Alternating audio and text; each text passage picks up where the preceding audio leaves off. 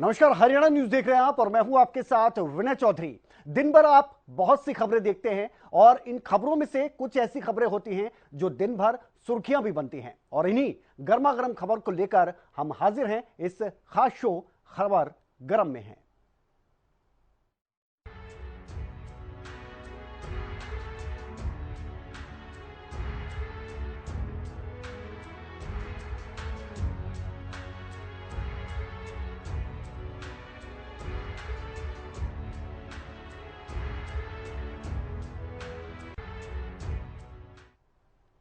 तो इजराइल में अभी भी हालात बहुत ज्यादा खराब है। हमास की तरफ से लगातार ताबड़तोड़ हमले किए जा रहे हैं और इन हमलों का जवाब भी इजराइल की तरफ से दिया जा रहा है।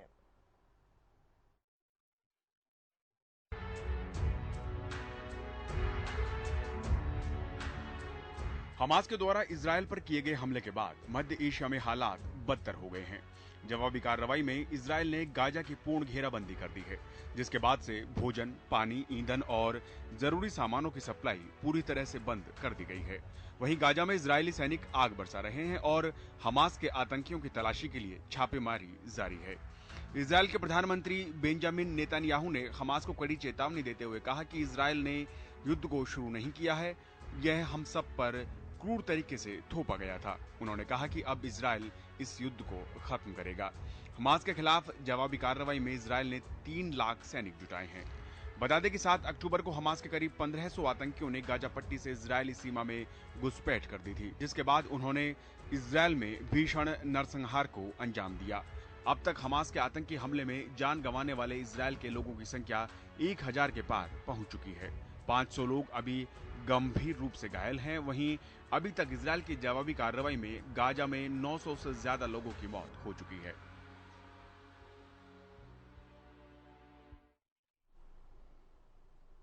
तो ये जंग जो चल रही है, इसमें गर्मा गर्म अपडेट यह है कि इजराइल अब हमास के संपूर्ण खात्मे पर आमदा हो चुका है। गाजा पट्टी की अगर बात की जाए तो यहां पर हर तरफ सप्लाई रोक दी गई है। पूरी दुनिया इसे लेकर 2 हिस्सों में बढ़ चुकी है। गाजा पट्टी की अगर बात करें तो गाजा पट्टी को लेकर अलग अलग प्रतिक्रियाएं भी सामने आ रही हैं। विनाश लगभग तय लग रहा है। देखना यह होगा कि यह कितने भीषण अंत तक जाता है।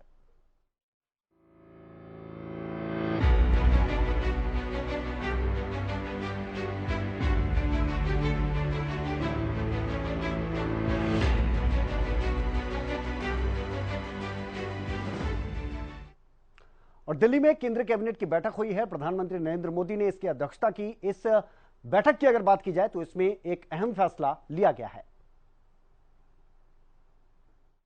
कैबिनेट मीटिंग के बाद केंद्रीय मंत्री अनुराग ठाकुर ने बताया कि माई भारत नाम का एक प्लेटफॉर्म शुरू करने का कैबिनेट ने निर्णय लिया। केंद्रीय सूचना एवं प्रसारण मंत्री अनुराग ठाकुर ने कहा कि माई भारत प्लेटफॉर्म पर करोड़ों की तादाद में विदेश और देश में युवा इस पर जुड़ेंगे। ये भारत को विकसित और आत्मनिर्भर बनाने का सपना साकार करेगा।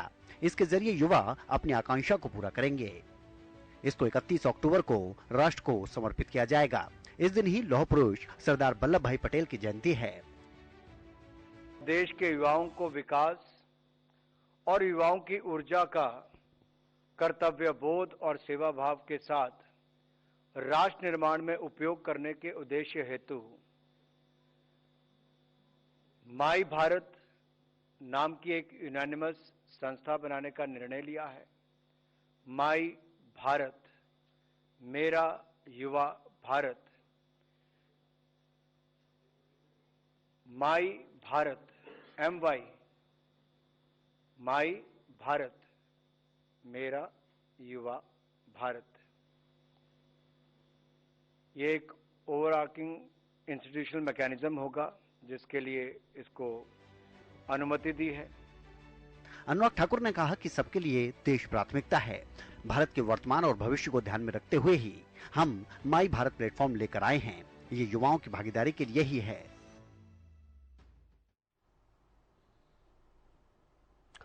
तो गर्मा गर्म खबर यह है कि यह सदी जो है वो युवाओं की सदी है और भारत फिलहाल सबसे युवा देशों में से एक है। पीएम मोदी का यह फैसला युवाओं को आत्मनिर्भर बनाने की दिशा में अहम फैसला साबित हो सकता है, क्योंकि एक लक्ष्य को लेकर फिलहाल केंद्र सरकार चल रही है कि भारत को आत्मनिर्भर भारत बनाना है और उस सपने को पूरा करने की दिशा में एक यह महत्वपूर्ण कदम बताया जा रहा है।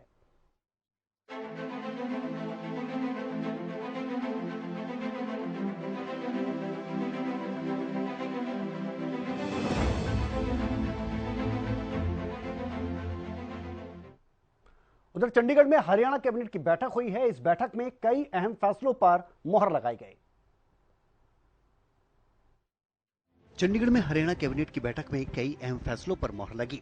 बैठक के बाद सीएम मनोहर लाल ने जानकारी देते हुए बताया कि कई ऐसे इलाके हैं जो रेजिडेंशियल हैं, लेकिन कमर्शियल इस्तेमाल शुरू कर दिया गया है। कई क्षेत्रों के लिए चार्ज तय किए गए हैं। इसके अलावा सीएम मनोहर लाल ने ऐलान किया कि पत्रकारों की पेंशन अब 10,000 से बढ़ाकर 15,000 कर दी गई है। साथ ही रजिस्ट्री तहसील और उप तहसील में होती थी, अब उप जिला का दर्जा देकर एसडीएम कार्यालय में भी रजिस्ट्री होगी। पंजीकरण अधिनियम 1908 की धारा 17 और 18 के तहत संपत्तियों के हस्तांतरण के लिए दस्तावेजों के पंजीकरण के उद्देश्य से हरियाणा में उपमंडल को एक उप जिले के रूप में गठित किया गया। यही नहीं, सीएम ने बताया कि हरियाणा मंत्रिमंडल ने यात्रियों की सुविधा के लिए 5 रुपए तक राउंड ऑफ बस किराया करने की मंजूरी दे दी है। हरियाणा मंत्रिमंडल में हरियाणा डिजिटल मीडिया विज्ञापन नीति 2023 को भी मंजूरी दी गई। वहीं पैनल में शामिल करने के लिए 5 श्रेणियां बनाई गई हैं। हरियाणा में नियोजित योजनाओं में आवासीय भूखंडों को वाणिज्य उपयोग में बदलने की अनुमति देने और नियमित करने के लिए नई नीति की घोषणा की गई है। वहीं एचएसवीपी, हाउसिंग बोर्ड, हरियाणा राज्य औद्योगिक बुनियादी ढांचा विकास निगम और टाउन एंड कंट्री प्लानिंग विभाग द्वारा शासित क्षेत्रों को छोड़कर नगर पालिका सीमा के मुख्य क्षेत्र के भीतर ये योजना लागू होगी।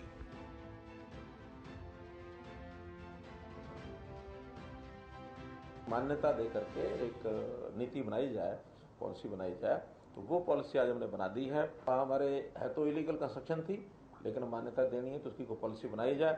एक तो हमने वो पॉलिसी बनाई है और इसमें बूथ की जो पहली मंजिल, बेसमेंट या दोनों का जो भी निर्माण हुआ है, इसमें लोग 31 मार्च 2024 तक अप्लाई करके और उनको रेगुलराइज करा सकते हैं। उसके जो चार्जेस हैं वो कुछ फिक्स किए हैं, उसने चार्ज दे देंगे। रजिस्ट्रियाँ होती थी अभी तक तहसील और उप तहसील में होती थी।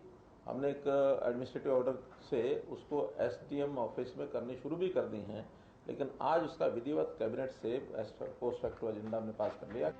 वहीं मुख्यमंत्री ने एक क्लिक में 5,90,99,000 रुपए बाढ़ प्रभावितों के खाते में भेजे। इसके अलावा नुहिंसा में जान गंवाने वाले 2 होमगार्ड को 50 लाख और 4 नागरिकों को 4-4 लाख रुपए का मुआवजा भी भेजा। तो कुल मिलाकर आपको बता दें 40 एजेंडे रखे गए और इन 40 एजेंडों की अगर आप बात करेंगे तो इनमें सबसे बड़ी राहत भरी बात यह रही है कि बाढ़ प्रभावितों के लिए जो राहत राशि है वो मुख्यमंत्री ने एक क्लिक के जरिए उनके खातों तक पहुंचाई। इसके अलावा मीडिया कर्मियों की पेंशन की अगर बात की जाए तो उसे भी बढ़ा दिया गया है। पहले ये 10,000 थी, अब ये 15,000 कर दी गई है। कुछ और भी महत्वपूर्ण फैसले लिए गए जो हमने आपको रिपोर्ट के जरिए दिखाए।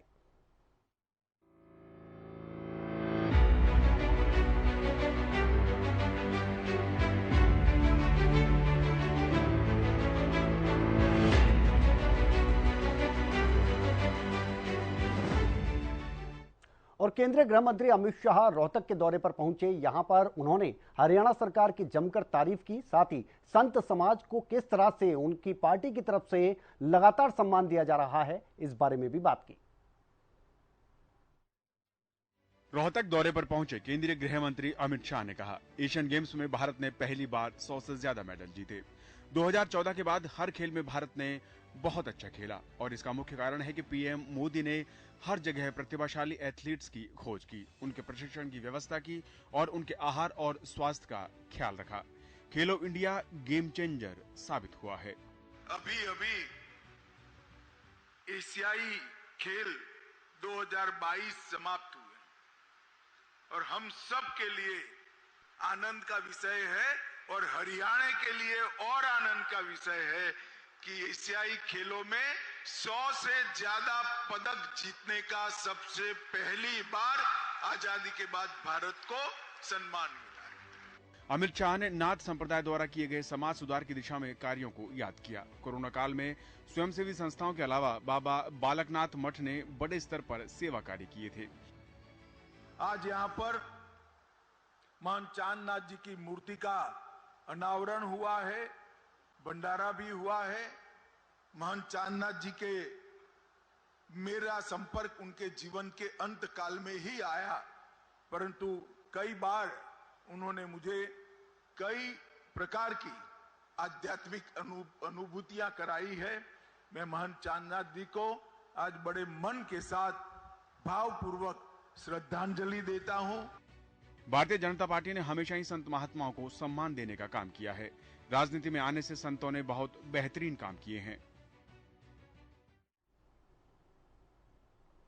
और हरियाणा की अगर बात की जाए तो पिछले 9-10 सालों में हरियाणा हर क्षेत्र में लगातार तरक्की कर रहा है। इसके खिलाड़ियों ने विश्व भर में पूरा नाम रोशन किया, देश का भी और हरियाणा का भी। और शायद यही वजह है कि लगातार जब भी कोई भी खेल प्रतियोगिता होती है तो वहां पर हरियाणा का नाम सबसे ऊपर ही नजर आता है। और अमित शाह इसीलिए हरियाणा और हरियाणा के खिलाड़ियों की जमकर तारीफ करते नजर आए।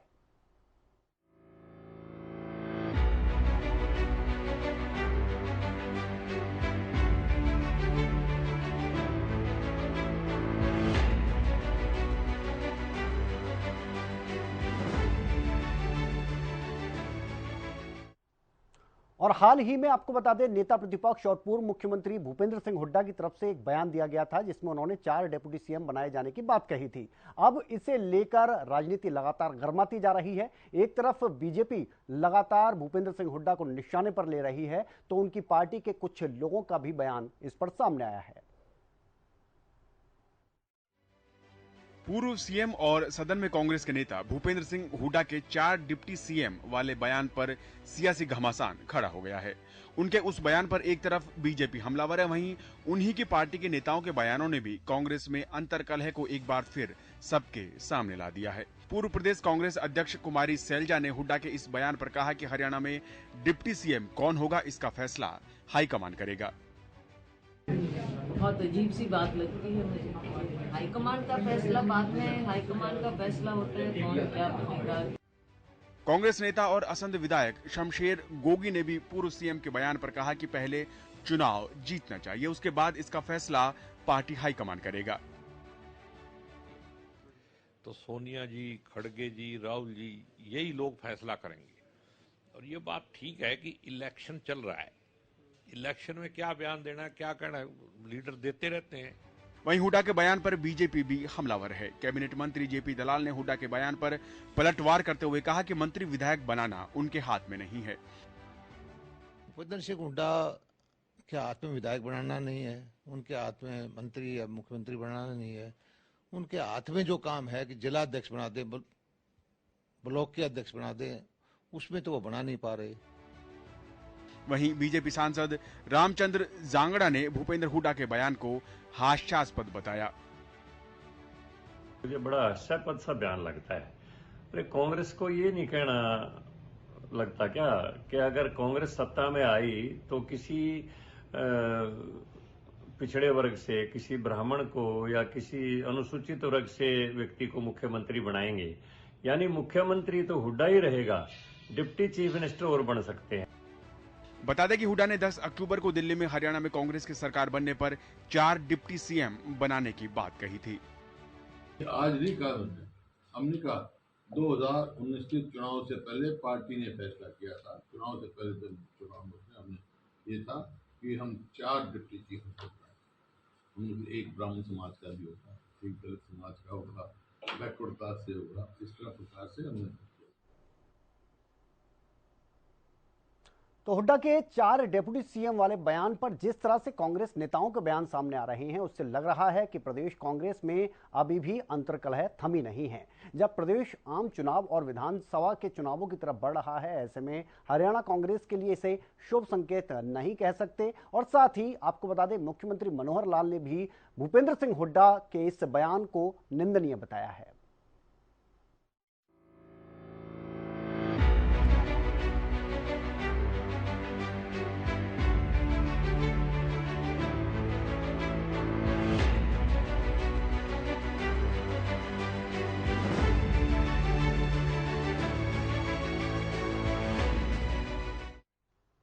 और एशियन गेम्स में बेहतरीन प्रदर्शन करने वाले तमाम खिलाड़ियों से सेना प्रमुख ने भी मुलाकात की है। आपको बता दें, एक दिन पहले ही प्रधानमंत्री नरेंद्र मोदी ने भी उन लोगों से मुलाकात की थी, उनको बधाई दी थी और उनके लिए किस तरह की पॉलिसी बनाने की योजना चल रही है, इस बारे में बातचीत की थी।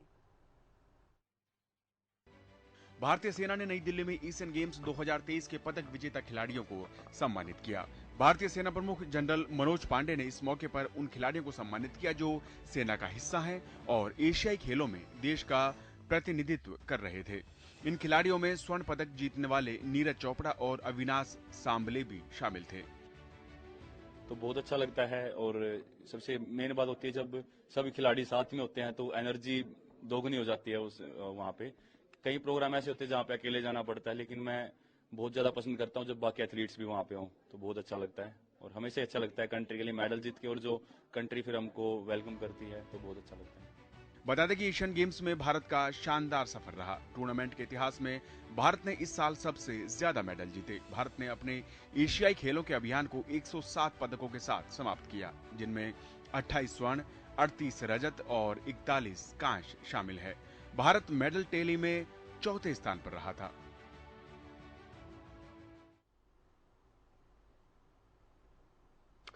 तो खबर के पीछे की कहानी समझिए। एक तरफ जहां भारतीय खिलाड़ियों ने एशियाई खेलों में पदक जीतकर देश का मान बढ़ाया है, तो वहीं दूसरी तरफ इस तरह के जो सम्मान मिलते हैं उससे खिलाड़ियों के जोश और उत्साह में बढ़ोतरी होती है, और वो अगर कार्यक्रम सेना के द्वारा हो तो इसका महत्व कई गुना बढ़ जाता है। एक तरफ प्रधानमंत्री नरेंद्र मोदी की अगर बात की जाए तो जब से भारतीय खिलाड़ियों की बात की जाए, चाहे वो ओलंपिक की बात हो या फिर इस तरह से एशियन गेम्स की बात आप करें, उनसे मिलते हैं, उनका उत्साहवर्धन करते हैं और हम देखते हैं कि हर बार भारतीय खिलाड़ी उससे भी बेहतर प्रदर्शन करके दिखाते हैं।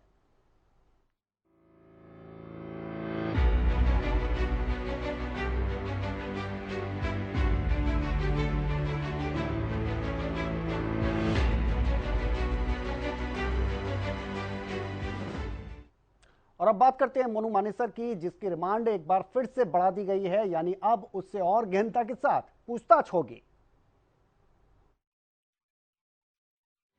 मोनू मानेसर को गुरुग्राम पुलिस ने 4 दिन की रिमांड खत्म होने के बाद कोर्ट में पेश किया। पटौदी कोर्ट में मोनू मानेसर की पेशी हुई, जिसमें गुरुग्राम पुलिस ने रिमांड के दौरान बरामद हुए तमाम तथ्य कोर्ट के सामने रखे। दलीलों को सुनने के बाद कोर्ट ने मोनू मानेसर को 14 दिन की न्यायिक हिरासत में भोंडसी जेल भेज दिया है। 4 दिन के पुलिस रिमांड के बाद आज मोनू मानेसर को पेश किया था। इसके बाद उन्हें न्यायिक हिरासत में भेज दिया गया भोंडसी जेल में। इसके बाद वीडियो कॉन्फ्रेंस से पेश किया जाएगा, फिजिकली हियरिंग नहीं होगी। चलान आएगा उस टाइम पे फिजिकली हियरिंग होगी उसकी। वीडियो कॉन्फ्रेंस कब होगी सर? फर्स्ट डेट 25 अक्टूबर को थ्रू वीसी होगी। तो क्या अब दोबारा मोनू मानेसर को जब भी कभी पेशी होगी तो वीडियो कॉन्फ्रेंसिंग जी वीडियो कॉन्फ्रेंसिंग से होगी। वहीं कोर्ट ने यह भी साफ कर दिया कि अगली पेशी 25 अक्टूबर को होगी, जिसमें वीडियो कॉन्फ्रेंसिंग के माध्यम से मोनू मानेसर को पेश किया जाएगा।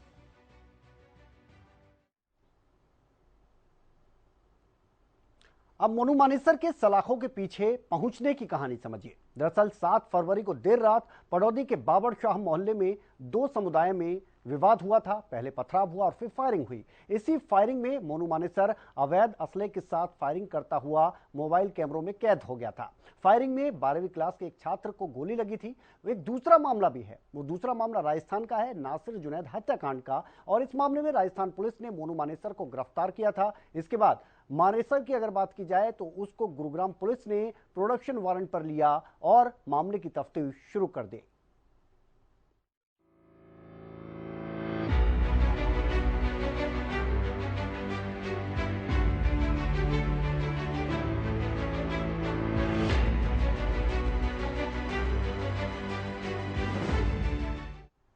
और बेटियों को बचाने के मामले में अब हरियाणा सरकार के जो प्रयास हैं वो सफल होते नजर आ रहे हैं। आपको बता दें कि पलवल ने पहला स्थान हासिल किया है लिंगानुपात के मामले में। पलवल लिंगानुपात के मामले में हरियाणा प्रदेश में पहले स्थान पर आ चुका है। जिले में 1000 लड़कों पर 941 लड़कियों ने जन्म लिया, जबकि 933 के साथ पंचकुला दूसरे स्थान पर तो 929 के साथ जींद ने तीसरा स्थान हासिल किया। एसएमओ डॉक्टर प्रवीण कुमार ने बताया कि पलवल जिले में लिंगानुपात की स्थिति को बेहतर बनाने के लिए स्वास्थ्य विभाग द्वारा पीएनडीटी एक्ट को प्रभावी रूप से लागू किया गया। लिंगानुपात की स्थिति इस समय इस जिले में पहले से बेहतर हुई है। इस समय हम 941 हमारी सेक्स रेशो है, यानी कि 1000 लड़कों पर 941 लड़कियां हैं। यह हरियाणा में इस समय पहले स्थान पर है। पलवल जिला पहले स्थान पर इस समय है, तो इसकी हमें बहुत खुशी है। और इस पे विभिन्न प्रकार की कार्रवाई हम लोग करते रहते हैं। सबसे बड़ा तो हम कुछ पीएनडीटी जो एक्ट है उसके अनुसार जब भी हमें कोई ऐसी शिकायत मिलती है कि कहीं पे सेक्स डिटर्मिनेशन हो रहा है, कहीं पे लिंग जांच हो रही है, तो हम टीम का गठन किया जाता है और उस टीम के द्वारा उनको पकड़ा जाता है। स्वास्थ्य विभाग भी आमजन से अपील कर रहा है कि लोगों को अपनी मानसिकता में बदलाव करना चाहिए। बेटा और बेटी एक समान होते हैं। बेटियों को कभी भी बेटों से कम नहीं समझना चाहिए। बेटियों को जन्म लेने दें और उनको आगे बढ़ाएं। बेटियों की शिक्षा और स्वास्थ्य पर विशेष ध्यान दें। तो ये वही हरियाणा है जो एक समय पर भ्रूण हत्या के मामलों में काफी आगे था, लेकिन पिछले 10 सालों में हरियाणा में जिस तरह से बेटी बचाओ बेटी पढ़ाओ अभियान और स्वास्थ्य विभाग ने प्रयास किए वो वाकई सराहनीय है। आज हरियाणा की बेटियां हर क्षेत्र में प्रदेश के साथ साथ देश का नाम रोशन कर रही हैं। बेटों के मुकाबले बेटियों ने खेल के क्षेत्र में भी बेहतर प्रदर्शन किया है। प्रतियोगी परीक्षाओं की आप बात कर लीजिए, हरियाणा की बेटियां यहां पर भी सबसे आगे नजर आती हैं।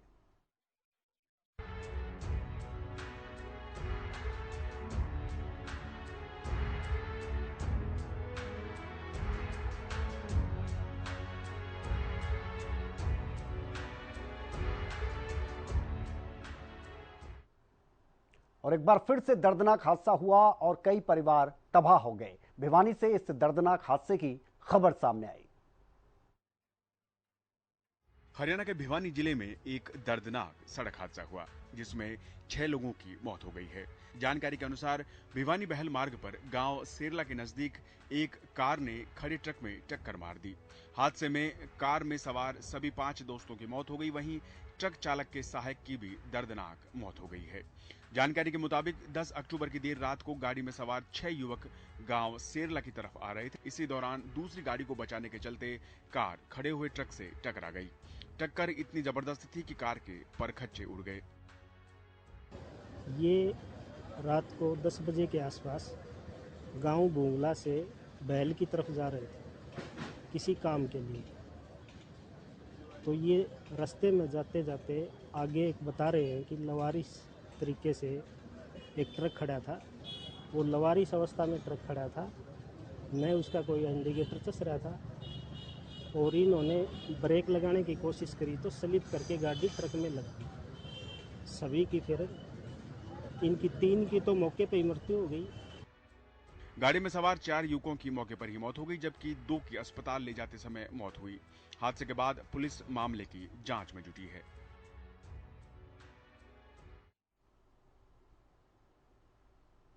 तो देश के साथ साथ हरियाणा में भी हादसों की संख्या बढ़ती जा रही है।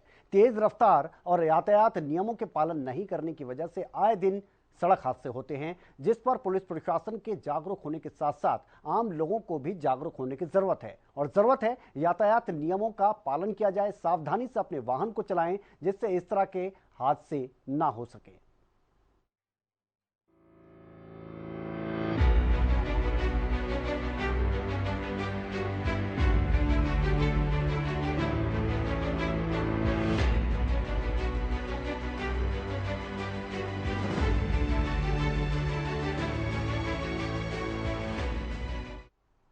और बराड़ा में आग का तांडव देखने को मिला है। यहां पर एक फोम से भरा हुआ ट्रक धूं धूं कर जलने लगा। हरियाणा के बराड़ा में आग का तांडव देखने को मिला। यहां दिन दहाड़े एक ट्रक में भीषण आग लग गई, जिससे ट्रक धूं धूं कर जलने लगा। हादसे के वक्त ट्रक में फोम भरा हुआ था। आग लगने के कारण करीब 2.5 लाख रुपए का फोम जलकर राख हो गया। ट्रक में आग लगने से आसपास हड़कंप मच गया। हादसा मुलाना के RNPD स्कूल के पास हुआ। गनीमत रही कि आग ट्रक से आसपास के किसी घर में नहीं फैली। फिलहाल आग लगने के कारणों का पता नहीं चल सका है।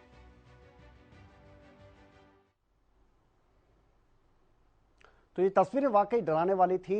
गनीमत ये रही कि किसी की जान नहीं गई, लेकिन आगजनी के इस तरह के हादसों से बचने के लिए पूरी एहतियात बरतनी होगी।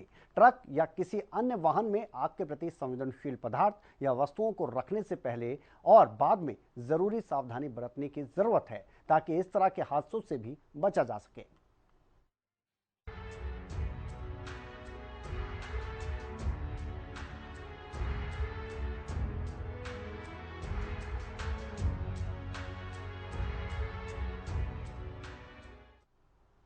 और दिल्ली के वसंत कुंज से एक ऐसा वीडियो सामने आया जो आपको हैरान कर देगा, आपको झकझोर कर रख देगा।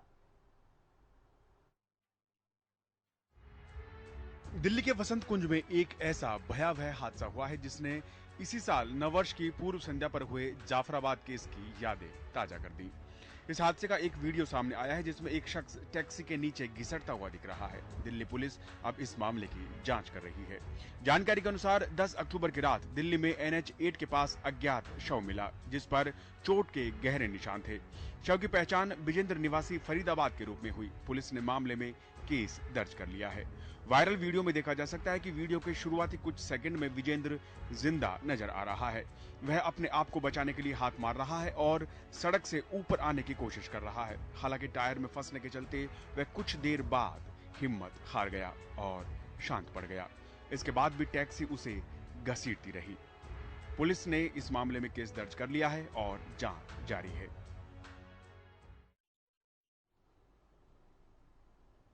तो हाल ही के वर्षों को अगर देखा जाए तो क्राइम की दर लगातार बढ़ रही है और जिस तरह से इन घटनाओं के वीडियो सामने आ रहे हैं वो वाकई रूह को कपा देने वाले होते हैं। संवेदना के स्तर पर मानव कितना नीचे गिर चुका है, इन तस्वीरों से पता चल जाता है।